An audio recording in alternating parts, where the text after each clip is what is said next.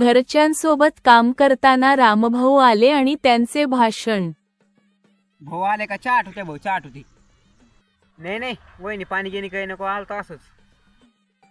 मग भाऊ काय चालू आहे बरं आहे का नाही? बरं आहे आता देवाच नावाने जे ते बरं आहे. बरं आहे मग काय अरे बाप तुमचा भाईला काम करतो पण केस लय वाढ्या राव त्याचे केस कापतो नाही ते तुम्ही त्याच्याकडे लक्ष देत नाही बरं का. तुम्हाला एक सांगू का अरे हे कटिंग करीतच नाही ना. याला 18 बार सांगितलं मी कटिंग कर हे करीत नाही ना. ते कटणीवाला काय ते पैसे घेतो काय माहीत काय सांगितलं काय नाही त्या बोला ते नुसतं चप्पट होतं वरचं खालचं घेतो आणून नांगर हाणल्यावानी. अरे काय हे करत बोलला राव तुम्ही. अरे तुमचं पोरगं तुमच्या धाकात नाहीत मग काय.